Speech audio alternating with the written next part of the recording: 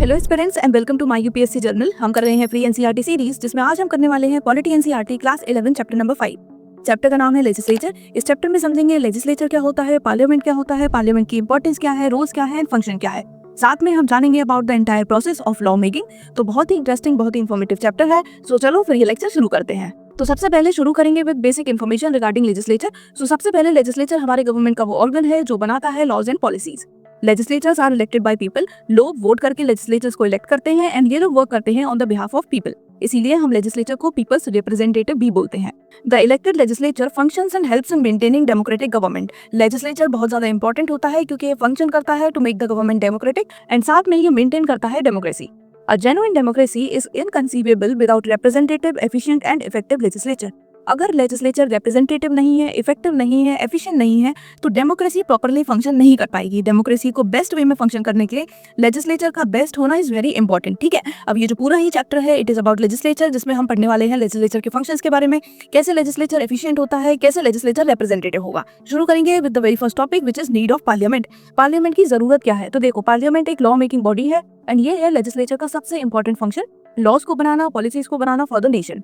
It is recognized as one of the most democratic and open forum of debate. Parliament को कहते हैं highest forum of debate in the country क्योंकि यहाँ पर किसी भी इशू से रिलेटेड डिबेट एंड डिस्कशन हो सकता है and this is the highest forum of that debate.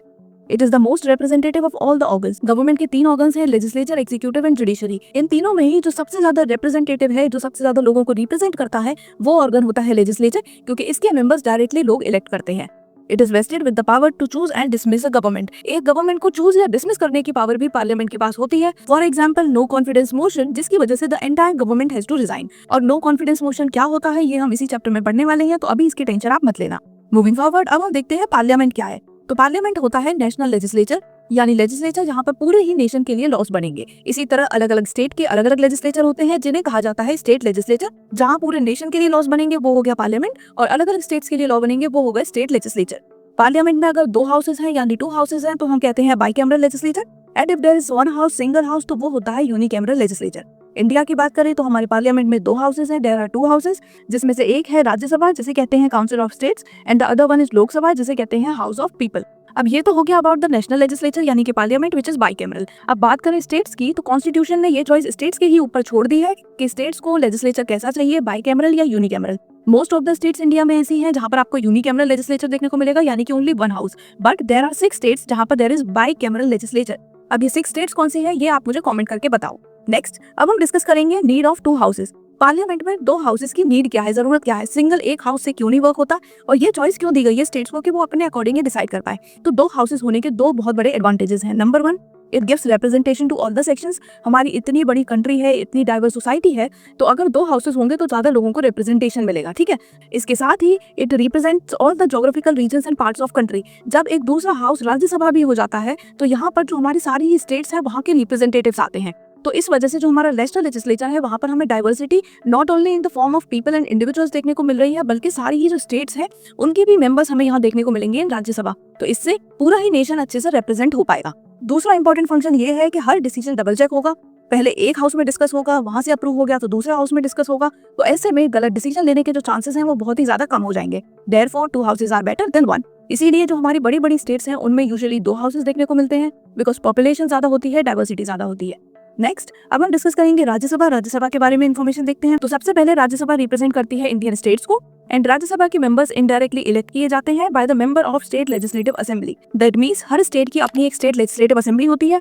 State legislative के जो मेंबर होते हैं उनको लोग डायरेक्टली वोट करके इलेक्ट करते हैं। उसके बाद ये जो स्टेट लेजिस्लेटिव असेंबलीज के मेंबर हैं ये लोग सेलेक्ट करेंगे इनडायरेक्टली वोट करके मेंबर्स ऑफ राज्यसभा। ठीक है, now there are 2 different principles of representation, यानी कि किस स्टेट के कितने मेंबर राज्यसभा में होंगे इसको डिसाइड करने के 2 मेथड्स हैं। पहला मेथड है symmetric representation, that means her state को इक्वल रिप्रेजेंटेशन मिले। स्टेट बड़ी है छोटी है डजंट मैटर, हर स्टेट के बराबर मेंबर्स आपको देखने को मिलेंगे इन राज्यसभा। दूसरा मेथड है which is based on population, यानी कि ऐसा रिप्रेजेंटेशन जो पॉपुलेशन पे बेस्ड होगा। अगर स्टेट की पॉपुलेशन ज्यादा है तो उसके मेंबर ज्यादा होंगे राज्यसभा में, अगर स्टेट की पॉपुलेशन कम है तो उसके मेंबर्स कम होंगे। यही रिप्रेजेंटेशन फॉलो होता है इन इंडियन राज्यसभा। देयरफॉर बात करें उत्तर प्रदेश की, तो उत्तर प्रदेश से है 31 मेंबर्स, लेकिन सिक्किम से है ओनली 1 सीट। अब ऐसा क्यों है? क्योंकि उत्तर प्रदेश में पॉपुलेशन बहुत ज्यादा है, तो ये माना जाता है कि जब लोग ज्यादा हैं तो उनकी डिमांड्स को रिप्रेजेंट करने के लिए हमें मेंबर्स भी ज्यादा चाहिए। सिक्किम की पॉपुलेशन काफी कम है, तो Sikkim has only 1 seat in Rajya Sabha. So India में ये जो रिप्रेजेंटेशन है ये बेस्ड है ऑन द पॉपुलेशन। नेक्स्ट अब हम देखेंगे इलेक्शन ऑफ राज्यसभा। तो राज्यसभा के जो मेंबर्स होते हैं वो इलेक्ट होते हैं for a term of 6 years और बाद में ये री इलेक्ट भी हो सकते हैं, यानी कि इन्हें बार बार इलेक्ट किया जा सकता है। नेक्स्ट है कि राज्यसभा कभी भी फुली डिसॉल्व नहीं होगी। अब ऐसा क्यों हो रहा है, तो देखो, all the members of the Rajya Sabha do not complete their tenure at the same time. सबका एक ही साथ टेन्योर कंप्लीट नहीं होगा। हर 2 साल में 1/3 ऑफ द मेंबर्स जो होते हैं वो रिटायर करते हैं और इन 1/3 के लिए ही इलेक्शन होता है। दैट मीन्स जो 2/3 है वो अभी और ज्यादा उनका टेन्योर बचा है। ऐसे में ये हाउस कभी भी कंप्लीटली डिसॉल्व नहीं होगा और हमेशा ये कंटिन्यूइंग में वर्किंग में रहेगा। इसीलिए हम इसे कहते हैं permanent house of the parliament. हर 2 साल में 1/3 मेंबर्स रिटायर होंगे और उनके लिए इलेक्शन होगा। अब इसका एक बहुत बड़ा एडवांटेज है, अगर कभी भी कोई बहुत ही अर्जेंट, कोई बहुत ही इंपॉर्टेंट इशू आ जाता है एंड उस टाइम पर हमारी लोकसभा भी डिसॉल्व है तो राज्यसभा को बुलाया जा सकता है for the meeting, because Rajya Sabha के मेंबर्स हमेशा ही एग्जिस्ट करेंगे, बिकॉज ये कभी भी कंप्लीटली डिसॉल्व नहीं होगी। Next talking about the nominated members. तो राज्यसभा में 12 नॉमिनेटेड मेंबर्स होते हैं जिन्हें नॉमिनेट करते हैं प्रेसिडेंट, और ये वो लोग होते हैं who have made mark in fields, यानी कि जिन्होंने अलग अलग फील्ड में सिग्निफिकेंट अपना कंट्रीब्यूशन दिया है, like literature, science, art and culture and social service. तो यहाँ से 12 नॉमिनेटेड मेंबर्स सेलेक्ट होंगे फॉर राज्यसभा। अब यहाँ तक हमने राज्यसभा के बारे में देख लिया, अब हम डिस्कस करेंगे लोकसभा का। तो सबसे पहले देखेंगे इलेक्शन। लोकसभा और स्टेट लेजिस्लेटिव असेंबलीज के लिए जो इलेक्शन होते हैं वो होते हैं डायरेक्ट, यानी कि लोग डायरेक्टली वोट करते हैं। इन इलेक्शंस के दौरान कंट्री को अलग अलग छोटी छोटी कॉन्स्टिट्यूएंसीज में डिवाइड किया जाता है। हर कॉन्स्टिट्यूएंसी से एक रिप्रेजेंटेटिव इलेक्ट होता है और ये इलेक्शन होता है on the basis of universal adult suffrage. अभी अगर हम प्रेजेंट की बात करें तो लोकसभा इलेक्शन के लिए कंट्री को डिवाइड किया जाता है इन 543 कॉन्स्टिट्यूएंसीज और ये नंबर सेम है सिंस 1970। ठीक है, नेक्स्ट बात करें टेन्योर की, तो लोकसभा के जो मेंबर्स इलेक्ट होते हैं उनका टेन्योर होता है 5 years. Also Lok Sabha can be dissolve before the completion of 5 years, यानी कि 5 ईयर्स कंप्लीट होने से पहले लोकसभा भी डिसॉल्व हो सकती है। तो अभी हमने राज्यसभा, लोकसभा इन दोनों के बारे में डिटेल में डिस्कस कर लिया। अब हम डिस्कस करेंगे फंक्शंस ऑफ पार्लियामेंट। एक एक करके सारे ही फंक्शन डिस्कस करेंगे। शुरू करेंगे विद द मोस्ट इंपॉर्टेंट, जो कि है लेजिस्लेटिव फंक्शन। तो देखो, पार्लियामेंट में लेजिस्लेशंस इनेक्ट होते हैं for the entire country. Rules and policies बनती हैं पूरे कंट्री के लिए, पूरे नेशन के लिए। The actual task of drafting the bill is performed by bureaucracy under supervision of ministry concern. जब भी कोई नया लॉ आएगा तो उससे पहले एक बिल फ्रेम होता है। ये बिल वही मिनिस्ट्री बनाती है जिससे ये लॉ कंसर्न्ड है। जब ये बिल बनेगा तो मिनिस्ट्री के साथ जो ब्यूरोक्रेसी है वो फंक्शन करेगी and they will draft the bill. ठीक है, तो ये हो गया regarding law making. Next, parliament control करती है एग्जीक्यूटिव को टू एंश्योर अकाउंटेबिलिटी। पार्लियामेंट ये एंश्योर करती है कि जो एग्जीक्यूटिव है वो अपने पावर्स को ओवर यूज ना करे, मिस यूज ना करे एंड ये रिस्पॉन्सिबल रहे to the demands of the people, to the needs of the people जिन्होंने इन्हें इलेक्ट किया है। ठीक है, तो ये एक बहुत इंपॉर्टेंट फंक्शन है of the legislature which is to keep checks on executive. Next है फाइनेंशियल फंक्शन। तो पार्लियामेंट के पास बहुत सारे फाइनेंसेस रिलेटेड फंक्शंस भी होते हैं, जैसे कि it will control taxation and the way in which government will be using the money. For example, अगर गवर्नमेंट ऑफ इंडिया चाहती है एक नया टैक्स इंट्रोड्यूस करना या टैक्सेस में कुछ चेंज करना, तो सबसे पहले इसे अप्रूवल लेना होगा ऑफ द लोकसभा। लोकसभा के पास कुछ स्पेशल पावर्स होती है regarding to the matters of revenue. वो क्या होती है अभी हम थोड़ी देर में पढ़ेंगे। तो अभी के लिए आप इतना समझो कि जो पार्लियामेंट होता है उसके पास फाइनेंशियल फंक्शंस भी होते हैं। मनी से रिलेटेड अगर कोई नया टैक्स आना है, गवर्नमेंट को मनी की रिक्वायरमेंट है, फंड्स की रिक्वायरमेंट है, क्यों चाहिए, कहाँ स्पेंड करना है, ये सारा कुछ ही हमारे पार्लियामेंट के कंट्रोल में होता है। Parliament grants resources to government. अगर गवर्नमेंट को कुछ इंप्लीमेंट करने के लिए, कोई पॉलिसी के लिए रिसोर्सेज चाहिए तो वो भी पार्लियामेंट ही ग्रांट करेगा। इसके अलावा government has to give an account to the legislature about the money it has spent and resources that it wishes to raise. यानी कि जो गवर्नमेंट है उसे लेजिस्लेचर को बताना होगा कि इसने मनी कहाँ कहाँ खर्च किया है और इसे और रिसोर्सेज क्यों चाहिए, किस पर्टिकुलर फंक्शन के लिए चाहिए। ये सारी कुछ इन्फॉर्मेशन जो है लेजिस्लेचर लेता है from the government. It ensures government does not miss spend और ओवर स्पेंड। इससे क्या होगा, इससे एक चेक रहेगा ऑन द गवर्नमेंट कि गवर्नमेंट फालतू पैसे खर्च ना करे, ओवर स्पेंड ना करे। और ये होता कैसे है, तो इसके लिए बहुत अलग अलग मैकेनिज्म है, जैसे कि budget and annual financial statement. ठीक है, तो ये कुछ मैकेनिज्म है जिसके थ्रू पार्लियामेंट चेक रखता है on the financials of the government. Next, इसका अगला इंपॉर्टेंट फंक्शन है रिप्रेजेंटेशन। सो पार्लियामेंट रिप्रेजेंट करता है डाइवर्स व्यू, क्योंकि इसके जो मेंबर्स होते हैं वो भी बहुत डाइवर्स सेक्शन से हैं, अलग अलग स्टेट से हैं, अलग अलग कास्ट से हैं, अलग अलग रिलीजन से हैं। तो यहाँ हमें देखने को मिलते हैं बहुत सारे व्यूज जो कवर करते हैं different social, economic and religious groups of the country को। Next is debating forum. तो पार्लियामेंट होता है highest forum of debate and यहाँ पर डिस्कशन पर देयर इज नो लिमिटेशन। कोई भी मेंबर किसी भी चीज से रिगार्डिंग डिस्कस कर सकता है और वो अपने व्यूज को ओपनली रख सकते हैं विदाउट एनी फियर। इसके अलावा कॉन्स्टिट्यूएंट फंक्शन भी होते हैं पार्लियामेंट के पास। पार्लियामेंट के पास पावर होता है डिस्कस करने का और कॉन्स्टिट्यूशन में चेंजेस लाने का। जब भी ऐसा कोई कॉन्स्टिट्यूशनल अमेंडमेंट होना होता है तो उस टाइम पर इंपॉर्टेंट होता है कि दोनों ही हाउसेज से स्पेशल मेजॉरिटी हो। ठीक है, तो ये हो गया कॉन्स्टिट्यूशनल फंक्शन।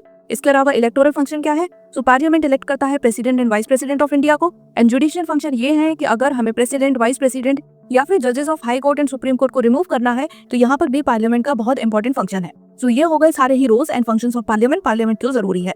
अब हम डिस्कस करेंगे स्पेशल पावर्स ऑफ राज्यसभा। तो राज्यसभा रिप्रेजेंट करती है स्टेट्स को एंड देयरफॉर इनके पास पावर होती है स्टेट्स के इंटरेस्ट को प्रोटेक्ट करने की। अगर कोई भी ऐसा मैटर है जो स्टेट को अफेक्ट कर रहा है तो उसका अप्रूवल राज्यसभा से लेना इज मैंडेटरी।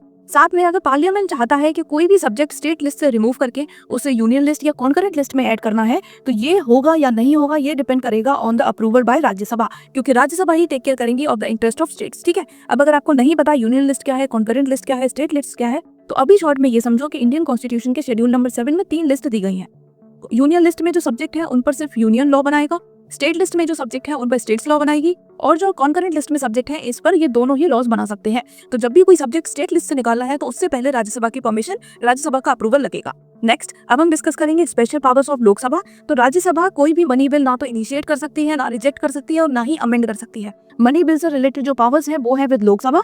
इसके साथ ही जो काउंसिल ऑफ मिनिस्टर होती है उसे भी रिस्पॉन्सिबल होना होता है to Lok Sabha, not to Rajya Sabha. Rajya Sabha government को क्रिटिसाइज कर सकती है बट वो गवर्नमेंट को हटा नहीं सकती, ये पावर लोकसभा के पास है। तो अब लोकसभा के पास ही स्पेशल पावर क्यों है regarding money bill and removing the government, तो चलो देखते हैं। Reason for giving special crucial power to Lok Sabha. Lok Sabha की जो मेंबर्स होते हैं वो डायरेक्टली लोग इलेक्ट करते हैं और लोगों के पास डेमोक्रेसी में होती है final authority. So the representatives are directly elected by the people and therefore they should have more crucial power, more important power. जैसे कि फाइनेंसेस, गवर्नमेंट के फाइनेंसेस कहाँ से आते हैं? टैक्सेस से। टैक्सेस कौन भरते हैं? लोग भरते हैं। तो टैक्सेस कहाँ यूज होंगे, टैक्स कब इंक्रीज होंगे, नहीं होंगे, ये सारा कंट्रोल भी लोगों के रिप्रेजेंटेटिव्स के पास होना चाहिए। इसीलिए मनी बिल होगा या फिर फाइनेंस रिलेटेड इश्यूज हो गए वो आपको लोकसभा के पास ज्यादा देखने को मिलेंगे। सेकेंडली, गवर्नमेंट को कंट्रोल करना, गवर्नमेंट को रहने देना, गवर्नमेंट को हटाना, ये भी लोकसभा के कंट्रोल में है। लोकसभा के मेंबर्स ही लोगों के बिहाफ पर डिसाइड करेंगे कि गवर्नमेंट को रखना है या फिर वी शुड रिमूव इट। ठीक है, नेक्स्ट बाकी के जो सारे ही स्फीयर्स होते हैं like non money bill, constitutional amendment, impeachment, इस सब में लोकसभा और राज्यसभा दोनों के पास ही इक्वल राइट्स हैं। तो ये हमने पढ़ लिया about special powers of Lok Sabha and Rajya Sabha.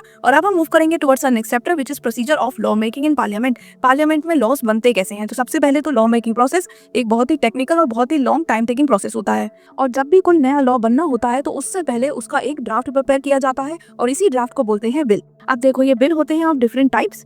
एक होता है प्राइवेट मेंबर बिल, यानी कि ये वो बिल है जो कि प्रपोज कर रहा है एक नॉन मिनिस्टर।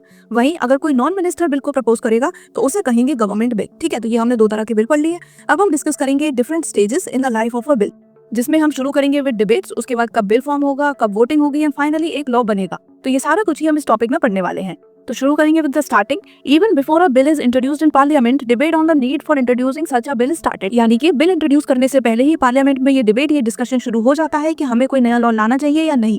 जब सब लोग अग्री करेंगे कि ठीक है इस लॉ की रिक्वायरमेंट है, उसके बाद उससे रिलेटेड जो बिल है वो बनाया जाएगा। और इस पॉइंट पर हमें अलग अलग political parties, media groups, interest group और लोगों का पॉइंट ऑफ व्यू पता चलेगा रिगार्डिंग दैट लॉ कि लॉ इज इंपॉर्टेंट और नॉट। ठीक है, ऑल्सो इसके अलावा काफी सारी चीजें कंसिडरेशन में ली जाएंगी, जैसे कि जब लॉ इंप्लीमेंट होगा तो हमें क्या क्या रिसोर्सेज की जरूरत पड़ेगी, सपोर्ट या अपोजिशन का कैसा रिएक्शन रहेगा। और ये सारा कुछ ही कंसिडर करने के बाद, सोचने के बाद कैबिनेट एक डिसीजन पे आएगा कि ये लॉ लाना चाहिए या नहीं लाना चाहिए। ठीक है, अगर कैबिनेट ने अप्रूव कर दिया कि ठीक है ये लॉ विल बी हेल्पफुल, इसके बिहाइंड जो पॉलिसी है वो सही है, तो फिर स्टार्ट हो जाएगा बिल का ड्राफ्ट बनना। बिल का ड्राफ्ट कंसर्न मिनिस्ट्री बनाएगी जिसके अंडर वो लॉ आएगा। ठीक है, अब जब बिल बन गया उसके बाद बिल होगा इंट्रोड्यूस इन द पार्लियामेंट। किसी भी हाउस में कोई भी मेंबर इस बिल को इंट्रोड्यूस कर सकता है, दोनों ही हाउसेज में बिल इंट्रोड्यूस किया जाता है। अगर मनी बिल है तो ये सिर्फ और सिर्फ लोकसभा में इंट्रोड्यूस होगा। ठीक है, मनी बिल के लिए एक्सेप्शन है क्योंकि लोकसभा के पास ज्यादा पावर है।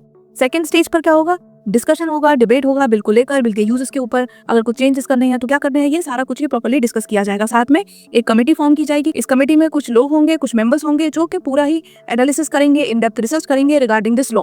और उसके बाद ये जो कमेटी है ये अपनी रिकमेंडेशन सेंड करेंगे टू द हाउसेज। इन कमिटीज को मिनिएचर लेजिस्लेचर भी बोलते हैं क्योंकि जो लेजिस्लेचर का फंक्शन होता है लाइक डिबेट करना, डिस्कशन करना, इन डेप्थ एनालिसिस करना, वो सारा काम ये कमेटी कर देती है क्योंकि ये एक बहुत ही टाइम टेकिंग प्रोसेस है। और जो पार्लियामेंट होता है वो only during the sessions meet करता है। इतने सारे मिनिस्टर्स होते हैं तो कुछ जो इंपॉर्टेंट मिनिस्टर होते हैं रिगार्डिंग टू दैट लॉ उनको साथ में लेकर एक ग्रुप बनाया जाता है जिसे बोलते हैं कमेटी। ये कमेटी पूरा ही बिल को गो थ्रू करती है, उसकी सारी ही चीजों को अच्छे से चेक करती है।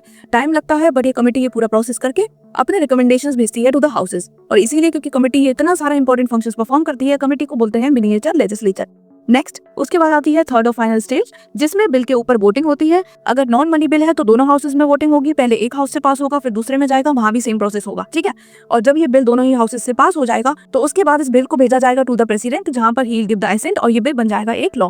बट अगर बिल ये पास नहीं हुआ दोनों हाउसेज से तो ऐसे में कई बार ज्वाइंट सिटिंग यानी कि ज्वाइंट सेशन देखने को मिलते हैं इन द पार्लियामेंट, जहां पर दोनों ही हाउसेस साथ में बैठते हैं एंड दे फिगर आउट कि कैसे क्या चेंजेस करके इस बिल को पास किया जाए। ठीक है, तो जब ये बिल दोनों ही हाउसेस से पास हो जाएगा तब बिल को भेजा जाएगा to the president for his assent. जब प्रेसिडेंट का अप्रूवल मिल जाएगा तो बिल बन जाएगा हमारा लॉ। तो ये होता है पूरा ही प्रोसेस कैसे एक लॉ फॉर्म होता है। तो हमें बस शॉर्ट में पूरे बिल से रिलेटेड ये याद रखना है कि सबसे पहले तो डिस्कशन एंड डिबेट होगा रिगार्डिंग कि हमें ये लॉ लाना चाहिए या नहीं लाना चाहिए। उसके बाद जब लॉ की पॉलिसीज अप्रूव हो जाएंगी तो उसका बिल बनना शुरू होगा। जब बिल बनेगा तो उसको इंट्रोड्यूस किया जाएगा दोनों हाउसेज में। उसके बाद फॉर्म होंगी कमिटीज इन डेप्थ एनालिसिस करेंगे, सारा कुछ ही चेक करेंगे, अच्छे से सारा कुछ एनालाइज करेंगे और उसके बाद वो अपने रिकमेंडेशंस भेजेंगे टू द हाउसेज। ठीक है, इसके बाद फाइनली होगा थर्ड स्टेप जिसमें वोटिंग होगी। अगर बिल दोनों हाउस से अप्रूव होगा तो जाएगा टू द प्रेसिडेंट। अगर दोनों हाउस से अप्रूवल नहीं होता तो एक जॉइंट सिटिंग होगी जिसमें दोनों ही हाउसेज बैठेंगे एंड फाइनली जब अप्रूवल मिल जाएगा तो फिर बिल जाएगा टू द प्रेसिडेंट। प्रेसिडेंट के अप्रूवल के बाद बिल बन जाएगा लॉ। ठीक है, तो ये हो गया पूरा ही प्रोसेस ऑफ लॉ मेकिंग। अब इसके बाद नेक्स्ट हमारा टॉपिक है control on executive by parliament. अब एग्जीक्यूटिव के ऊपर पार्लियामेंट का कंट्रोल जरूरी क्यों है? तो देखो, जब पार्लियामेंट्री डेमोक्रेसी होती है तो एग्जीक्यूटिव जो होते हैं वो आते हैं फ्रॉम द पार्टी जो कि होती है मेजॉरिटी। ठीक है, अब ऐसे में ये जो एग्जीक्यूटिव है इनके पास बहुत बढ़िया अपॉर्चुनिटी होती है कि ये अपने पावर्स का मिसयूज करें, अपनी पावर्स आर्बिट्ररी फॉर्म में यूज करें, अपने अकॉर्डिंग वर्क करें, बिकॉज इनके पास ऑलरेडी मेजॉरिटी है। ठीक है, अब अगर ऐसी सिचुएशन हो गई तो जो पार्लियामेंट्री डेमोक्रेसी है वो कन्वर्ट हो जाएगी इनटू कैबिनेट डिक्टेटरशिप, क्योंकि सारा कुछ वही होगा जो कैबिनेट चाहती है। कैबिनेट के पास मेजॉरिटी है और दोनों ही हाउसेज उसी की तरह वर्क करेंगे। देयरफॉर एक इफेक्टिव, एक एफिशिएंट, एक एक्टिव पार्लियामेंट का होना बहुत जरूरी है, क्योंकि पार्लियामेंट मेक श्योर करेगा कि एग्जीक्यूटिव अपने पावर्स को मिसयूज ना करे। It will keep checking the executive. ठीक है, तो इसीलिए एग्जीक्यूटिव के ऊपर चेक्स एंड बैलेंस लगाना जरूरी है, क्योंकि अगर हम ऐसा नहीं करेंगे तो एग्जीक्यूटिव अपनी पावर्स को बहुत आराम से मिसयूज कर सकती है। अब नेक्स्ट इज पार्लियामेंट्री प्रिविलेजेस। तो पार्लियामेंट प्रिविलेज क्या होते हैं? ये प्रिविलेजेस होते हैं मेंबर्स ऑफ पार्लियामेंट के पास। जब भी कोई डिबेट हो रही है, कोई डिस्कशन हो रही है, तो वो कुछ भी अपने अकॉर्डिंग जो उन्हें सही लगे वो बोल सकते हैं। इस पर कोई भी एक्शन नहीं लिया जाएगा। ठीक है, so this is what is parliament privilege. अब हम डिस्कस करेंगे कुछ important instrument of parliamentary control, कैसे जो पार्लियामेंट है वो एग्जीक्यूटिव को कंट्रोल करता है। एग्जीक्यूटिव को कंट्रोल करना जरूरी क्यों है ये हमने अभी ऊपर डिस्कस किया। तो अब हम डिस्कस करेंगे अलग अलग measures through which the parliament controls the executive. इसमें सबसे पहला है डेलिब्रेशन एंड डिस्कशन। तो जब भी लॉ मेकिंग प्रोसेस होता है तो उसके दौरान बहुत सारे डिस्कशन, बहुत सारा डिबेट पार्लियामेंट में देखने को मिलती है। Members of legislature get an opportunity to deliberate on the policies of the executive and the ways these policies are to be implemented. इस टाइम पर क्या होता है, जो मेंबर्स है पार्लियामेंट के उन्हें अपॉर्चुनिटी मिलती है कि वो गवर्नमेंट एग्जीक्यूटिव से सवाल पूछ सके कि इस पर्टिकुलर लॉ की जरूरत क्या है, इसको आप इंप्लीमेंट कैसे करने वाले हो। तो वो अच्छे से इस चीज पर अपना डिस्कशन कर सकते हैं। इसके अलावा एक जीरो आवर होता है जिसमें जो मेंबर्स होते हैं वो फ्री होते हैं किसी भी टॉपिक से रिलेटेड क्वेश्चन रेज करने को टू द मिनिस्टर्स। नेक्स्ट एक और इंपॉर्टेंट मेजर है जिस which is called question hour. ये क्वेश्चन आवर हर दिन होता है सेशन से पहले, जहां पर जो मिनिस्टर्स होते हैं उनको आंसर करना होता है to the questions asked by the members. ये बहुत ही एक एफिशिएंट मेथड है।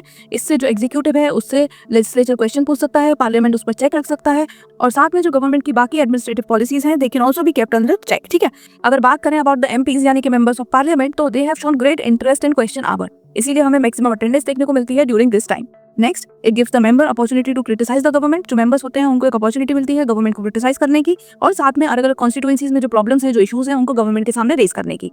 कुछ और भी अलग अलग इंस्ट्रूमेंट हैं जैसे कि half an hour discussion, adjournment motion. ये क्या होते हैं ये हम आगे वाले चैप्टर्स में डिस्कस करेंगे। ठीक है, तो अभी ये तो हमने देख लिया थ्रू डिबेट एंड डिस्कशन, जिसमें हमने पढ़ा about question our and zero hour, जिसमें जो मेंबर्स हैं वो आस्क करते हैं क्वेश्चंस टू द मिनिस्टर्स। इसके अलावा next is approval and ratification of law.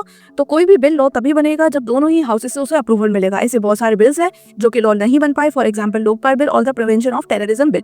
ठीक है, तो लॉ कब बनेंगे इसमें पार्लियामेंट का बहुत इंपॉर्टेंट रोल है। Next is financial control. So parliament has the control over financial resources. Financial resource implement government किस किस प्रोग्राम में करेगी, कैसे कैसे करेगी, ये सारा कुछ ही फाइनेंशियल कंट्रोल रहता है विद द पार्लियामेंट। इसी तरह गवर्नमेंट को बजट प्रिपेयर करना होता है, प्रेजेंट करना होता है to the legislature for approval. ये एक बहुत ही इंपॉर्टेंट वे है जिसके थ्रू लेजिस्लेचर गवर्नमेंट के ऊपर कंट्रोल रखता है, रिसोर्सेज कहाँ यूज हो रही है, कैसे यूज हो रही है। ठीक है, नेक्स्ट लेजिस्लेचर में रिफ्यूज टू ग्रांट रिसोर्सेज। अगर लेजिस्लेचर को लगता है कि ये रिसोर्स का यूज सही नहीं है तो लेजिस्लेचर रिफ्यूज भी कर सकता है गवर्नमेंट को रिसोर्सेज देने से। Before granting money, Lok Sabha can discuss the reason for which the government requires money. अगर सरकार को पैसों की जरूरत है तो लोकसभा पूछ सकती है सरकार से कि इस पैसों की आपको क्या जरूरत है, आप इसे कहाँ यूज करने वाले हो। साथ में ये फाइनेंशियल कंट्रोल हेल्प करता है लेजिस्लेचर को गवर्नमेंट की पॉलिसीज को भी कंट्रोल करने में। ठीक है, तो एक तरह से गवर्नमेंट पैसों का मिसयूज ना करे, ओवर यूज ना करे, ये भी in the hands of parliament है। सो पार्लियामेंट कंट्रोल कर पा रहा है गवर्नमेंट के पास कितना मनी है और कहाँ यूज हो रहा है। Next is the no confidence motion. तो ये एक बहुत ही इंपॉर्टेंट, बहुत ही पावरफुल वेपन है जो कि पार्लियामेंट को इनेबल करता है, इंश्योर करता है एग्जीक्यूटिव की अकाउंटेबिलिटी, क्योंकि एग्जीक्यूटिव को पता है कि अगर पार्लियामेंट का हमारे साथ सपोर्ट खत्म हुआ तो हमारी सरकार चली जाएगी, हमारे से पावर ले लिया जाएगा। Governments are forced to resign due to lack of confidence. अगर lack of confidence motion pass हो जाता है तो ऐसे में जो गवर्नमेंट होती है उसे रिजाइन करना पड़ता है। और ये जो पावर है ऑफ नो कॉन्फिडेंस मोशन, ये तभी फंक्शन करती है जब गवर्नमेंट की जो मेजॉरिटी होती है वो खत्म हो जाती है। अगर मेजॉरिटी रहेगी तो उसमें नो कॉन्फिडेंस मोशन से कुछ नहीं होने वाला। ठीक है, thus the parliament can effectively control the executive and ensure more responsive government. इस तरह क्या होगा, पार्लियामेंट एग्जीक्यूटिव को कंट्रोल कर पाएगा और जो गवर्नमेंट है वो ज्यादा रिस्पॉन्सिबल रहेगी to the needs of the people to the needs of the citizen, क्योंकि उसे पता है कि अगर वो सही से फंक्शन नहीं करेगी, मिसयूज करेंगे उसकी पावर्स को, तो नो कॉन्फिडेंस मोशन आ सकता है और अगर ये पास हो गया then the government will have to resign. इसके बाद अब हम पढ़ने वाले हैं about the committees in parliament, जो हमने पढ़ा था इन लॉ में कि काफी अलग अलग कमिटीज बनाई जाती हैं। अभी कमिटीज बनती क्यों हैं, तो देखो ये बहुत ही इंपॉर्टेंट रोल प्ले करती हैं इन लॉ में की, बट उसके साथ साथ जो डे टू डे बिजनेसेस होते हैं उसमें भी इनका बहुत इंपॉर्टेंट पार्ट है। अब क्योंकि पार्लियामेंट के पास लिमिटेड टाइम होता है तो इतने कम टाइम में इतना सारा डिस्कशन करना पॉसिबल नहीं होता। पार्लियामेंट मीट करती है ओनली ड्यूरिंग द सेशंस, तो इसीलिए जो लॉ मेकिंग होता है इसमें चाहिए होती है हमें इन डेप्थ स्टडी, एनालिसिस, सारी ही चीज़ों को अच्छे से कंसिडर करना। तो ये काम दिया जाता है टू द कमिटीज, जो कि ये पूरा ही काम अच्छे से करती हैं विद प्रॉपर अटेंशन, और उसके बाद अपना जो रिकमेंडेशन है वो हाउसेस को भेज देती हैं। तो अगर हम बात करें अबाउट क्या क्या अलग अलग फंक्शंस ये कमिटीज परफॉर्म करती हैं, तो सबसे पहले तो ये स्टडी करती हैं डिमांड्स फॉर ग्रांट, जो कि अलग अलग मिनिस्ट्रीज लगती हैं। ये मेक श्योर करेंगे कि ये डिमांड सही है या नहीं।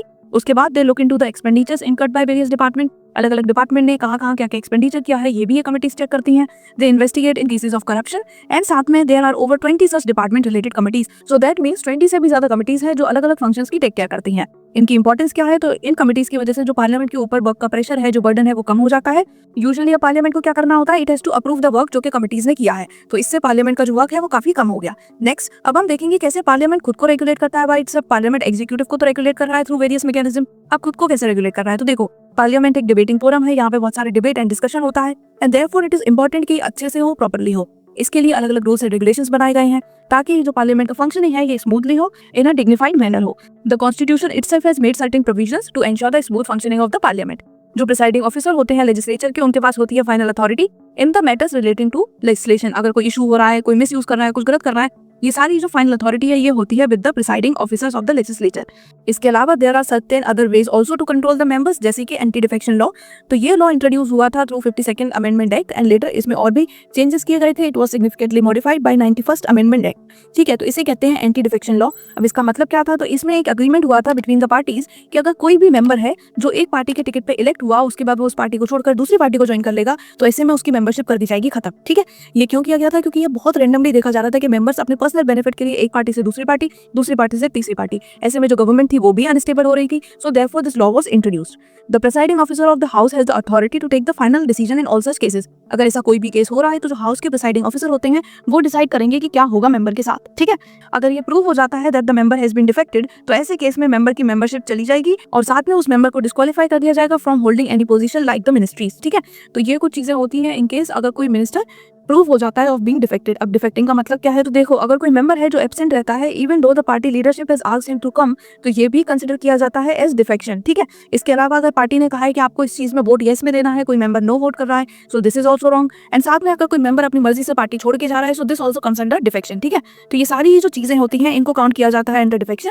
सो विद दिस हमने ये भी पढ़ लिया कि एंटी डिफेक्शन लॉ क्या होता है और डिफेक्शन का मतलब क्या होता है। अगर इनमें से कुछ भी कोई भी मिनिस्टर करता है तो उसको निकाल दिया जाएगा फ्रॉम द हाउस, यानी कि उसकी मेंबरशिप चली जाएगी। ठीक है, सो विद दिस हमने ये चैप्टर नंबर 5 पूरा ही कंप्लीट कर लिया, जिसमें हमने पढ़ा about parliament, Rajya Sabha, Lok Sabha, laws कैसे बनते हैं, पार्लियामेंट की इंपॉर्टेंस क्या है, तो ये सारा कुछ आज हमने डिटेल में देखा है। अगर आपको किसी भी टॉपिक में, किसी भी कंसेप्ट में कोई भी डाउट हो तो आप कमेंट सेक्शन में पूछ सकते हो। साथ में ये बताना बिल्कुल मत भूलना कि लेक्चर कैसा लगा। मैं मिलूंगी आपसे नेक्स्ट वीडियो में। Till then bye bye, take care, पढ़ाई करते रहो।